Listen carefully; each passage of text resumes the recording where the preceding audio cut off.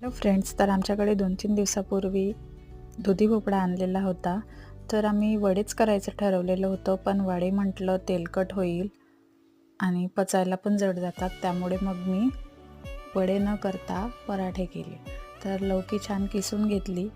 त्यानंतर त्यामध्ये कणिक टाकली, 2 ते 3 ग्लास कणिक टाकली. तीळ, ओवा, तिखट, मीठ, आलं लसूण पेस्ट टाकला आणि छान न पाणी टाकता छान मिक्स करून घेतलं. त्यानंतर मस्त सांबार टाकला आणि तवा छान गरम करून घेतला. तव्यावर तेल लावलं आणि पराठा थापून घेतला. मीडियम साईजचा असा पराठा थापून घेतला आणि दोन्ही साईडनी मस्त शिजवून घेतला. खूप छान झाला होता चवीला. तुम्हीसुद्धा नक्की करून बघा. आणि तुम्हाला वडे आवडतात की पराठे आवडतात दुधी भोपळ्याचे, मला नक्की कमेंट करून सांगा.